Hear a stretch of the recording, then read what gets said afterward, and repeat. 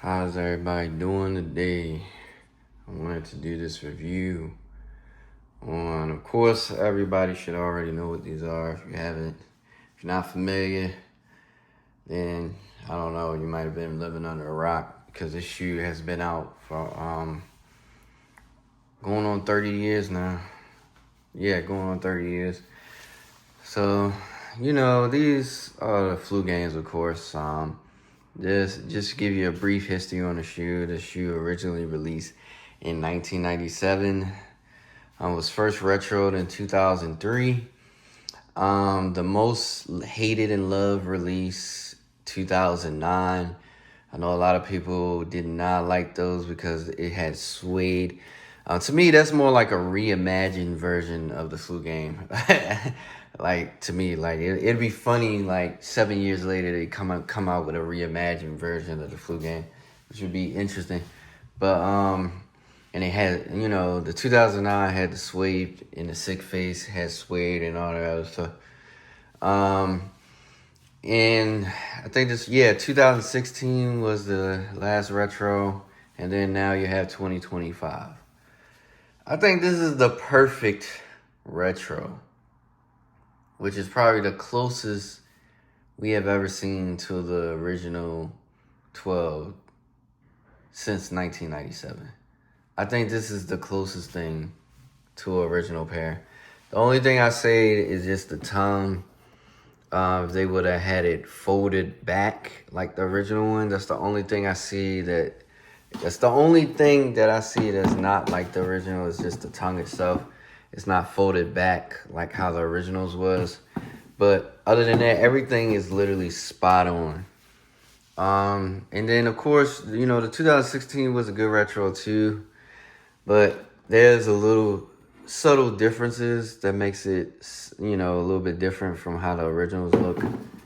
I think this is like a perfect retro. As the Jumpman, it was one of the first shoes to actually have no Nike Air branding on the shoe. And I'm talking about the whole entire shoe. Side. The 11s had the Nike Air branding in the shoe, but the 12s was the first Jordan to actually pre-course the Jumpman in pretty much all the retros. It was the first retro to ever have a Jumpman inside the shoe, is what I'm saying. Completely separate from Nike Air branding. The 11s, the 7s through the 11s had Nike Air branding inside the shoe. It still had a Nike Air in there. But, the 7s, of course, we know is the first shoe that took the Nike off the shoe itself and put all Jumpman on the shoe, except, of course, the insole. Insole was the only thing that didn't have the Jumpman. But now, the 12s were the first shoe to actually showcase the Jumpman inside the shoe. So you have the actual Jumpman as the insole. So it was one of the first shoes that have Zoom Air.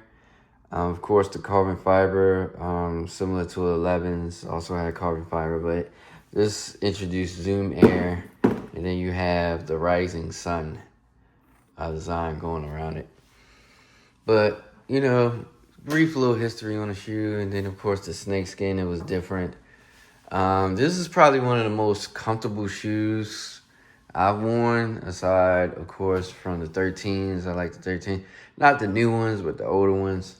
14 is pretty comfortable, but I think these, the 7s, the old 7s, the 8s, and these are probably one of the more comfortable Jordans I have worn. And, I mean, you can count the 10s, but 10s are not that comfortable to me. I like these better. But, typical black and red Jordan.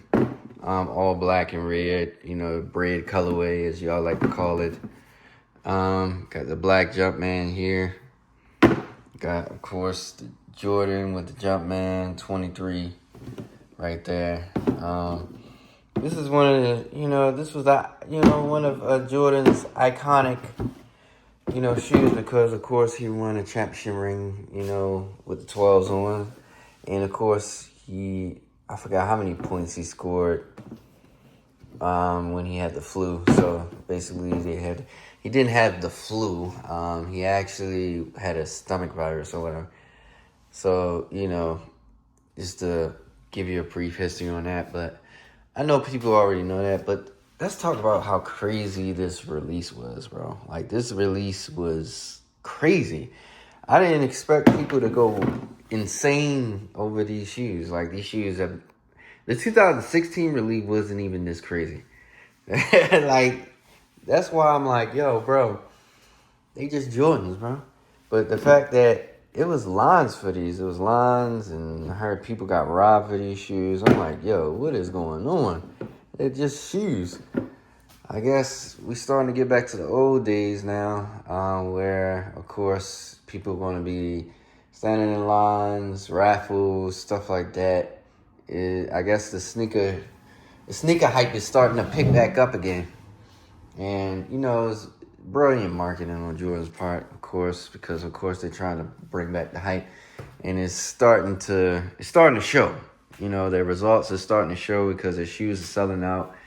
And people thinking it's less stock than what it is, but the reality is it's not. It's not. I'm starting to see what Jordan Brand is doing is brilliant because it's not that limit of stock. And I know this because stores, I have my connections with my stores, and they've told me how much stock they have. So it's just a marketing tactic to build up hype, the same way they did with the band, whatever you want to call them, Jordan 1. I think it's brilliant because they're making people believe a narrative that is less stock than what it is. But the reality is it's not that much less of stock because, of course, they can't lessen the stock and then, thinking they're going to make more money. That's not how it works. Like, people don't really know how that works because I can guarantee you, even though, the shoes are, sitting 300,000 pairs or whatever the hell you want to say, what ends up happening is that the shoes or whatever, they end up selling 200,000 pairs and 100,000 pairs shit. That's better than selling 42,000 pairs at retail. I want you to do the math on that. Hopefully, people can grasp the math on that. Because 200,000 pairs times 210. Yeah, you do the math on that. That's a lot. That's over $20 million. I can't even fathom how much money that is off the top of my head. But the point is just they're making people believe that it is limited when it's not, to drive up the hype, to get all the shoes sold, which is smart. They're letting people believe a narrative, and then people put random numbers out there thinking that it's only a certain amount of stock. Like, for instance, people thought it was only going to be 22,000 pairs of these on the Nike sneakers app. End up being double that. It was like 60,000 or triple that, 60,000 pairs on that, which is, come on now. And, of course, it drives up the stock. That's why I'm invested in the Nike stock. Shout out to Nike. And Foot Locker. Because Foot Locker ended up crashing as well as Champs. Shout out to DTLR, yo. I'm from Baltimore, so if you don't know, DTLR actually started in Baltimore, Maryland, for those of you who don't know that. But, I'm not in Baltimore. I'm located in Minnesota. But the point is that the hype for these shoes was so bad it caused even the Foot Locker app as well as Champs to crash, which is crazy how many people try to get these shoes. And the hype was, Nike did that job. Nike and Jordan Brand, shit, they know what they're doing. They definitely sold out for all these shoes. They probably sold probably over I would say like a good 100,000 pairs, which is smart. It's very smart. Make people believe a narrative and then, pretend like it's less stock than it is when in reality it's not.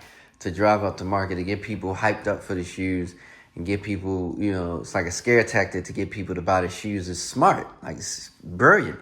But of course, people are not going to really think about that. You know, you just got to really think, you know, about how that works. Which is, I put my claps up to Jordan Brand. I think it's smart, but at the same time, it's just you gotta do it in a smarter way because there's no reason people should be going a Pollo Loco over some goddamn shoes, like robbing people, doing all this crazy stuff. It's stupid. That's why no shoe out there is worth my life or worth me doing that. If I take an L on these shoes, I'm just not gonna pay over retail. I'm sorry, I'm not gonna do it. They're gonna restock them. They always restock them, and also I end up actually hitting on the Union ones. That's another thing. I'm gonna be doing a review on those too when I get those in the mail. And that was another shoe that was people was sleeping on. There was over 170,000 pairs I've heard released. But the only thing is that, of course, now that we're getting back to the hype, you got people and bots and all types of crazy stuff. Golly, this never ends. People just going Pollo Loco for some shoes. I was able to also score on the Union, so like, if anybody have a pair of Galaxy Foamposites, that, you know, just throwing that out there, you know, I wouldn't mind trading them for Unions, but, you know, it's not every day I get a pair of Unions for retail, so I might just keep them, you know, just to, you know, keep them, have them as a collector's item because I already know, you know, it's not really not that many people that have the Unions, and I was able to get them for retail. Shout out to Union, and they did it pretty good, with that raffle system, because people say, oh, I don't like raffles, this is that and the third, but because they have the complete control, just like I'm on a year, they're able to wean out all the people that basically did the raffles. And even if they end up paying for the shoe, they can easily just cancel the order. I don't think people really think about that. They do that on purpose to try to see and wean out all the bots so they can cancel. Like, they most likely are going to cancel all those orders that the bots went through. And then, of course, the ones that actually, you know, get the shoe, they'll probably throw those leftovers on the Snickers app, which would probably be smart. Because, you know, the Snickers app has releases. So all they would have to do is just, you know, put that stock on the Snickers app, and then it'll sell out instantly. So it's smart. Like people got to think. But, like, at the same time, you know, they can't get every bot that goes through. But at the same time, at least it's a minimum. I kind of like that raffle system. It was easy. And it was simple, you know, and I was able to check out, you know, it gave you 3 hours to check out. I checked out within 2 minutes of me getting an email. So I was kind of surprised that I actually even got it. So, you know, I was able to get it. If you was able to take up on the Unions, man, you know, drop a comment down below. I'm starting to get used to making videos again. Of course, I need to start putting the description of, you know, of my social media and all that stuff so people can actually follow me and stuff like that. But I am gonna also, you know, if you want to subscribe to the channel, you can. I don't really, you know, put it out there that you know, subscribe, support me, because I'm just doing this just to, you know, entertain my viewers, because viewers, you know, be asking me, when are you gonna come back? This is that and third. You should make videos again. This is that and third. I'm like, okay, I come out of hiding, you know, especially now that the fives drop. I'm like, all right, I can make videos just for the fun. I do this for fun. I ain't really looking to care about the whole extra. I mean, if YouTube wants to pay me for monetization and all that stuff, because it looks like it's actually become a lot easier to get monetized on YouTube, then so be it. But the whole putting the energy, hours and stuff like that, I just don't see the point of me doing that. I can just point a camera and shoot. That's just me. I'd rather just point the camera, shoot, and that's it. I mean, I leave it to all the I leave it to all the, more experienced, YouTubers that do sneaker videos and stuff like that. I leave that up to them. Oh yeah, and another detail, like I think the 2016 did not have Nike on the box, like the originals. They had a Jumpman. This one actually has Nike all branded over the box. Just do it with the Nike branding, just like the originals.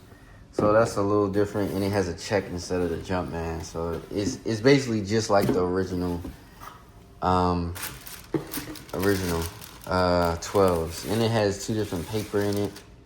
So they stepped their game up with this release. I think this release was a good release. I think Jordan Brand did an excellent job on the 12s. I think the 12s is probably the best quality shoes that comes out to date, because the 5s, I already did a video on those, 7s and all those. The look just don't look artistic. This shoe actually looks artistic. I like how the 8s look too, the newer ones. So they did a good job on this release. I like this release. I have no complaints over this release. And the Cherry 12s, shout out to the Cherries, man. I have those too. That was another release I was able to get. So Cherries are actually my favorite Air Jordan 12 original of all time. I would say the Taxis are number 2, and that is another shoe I want to aim to get, because I used to have those. I had the Countdown Pack version of those. But of course, just like any other shoe that wears over time, it starts to get old and it crumbles, which the midsole started to separate. So, and I used to have the Flu Games with the suede, but they also separated too. Goddamn. But but it feels good to have these back in original form. So yeah, man. How y'all feel about this release? I just wanted to get my take on the shoes, just to show you guys, give it a little quick take. And you can wear these pretty much with anything. So, yep. All right. Everybody have a good day.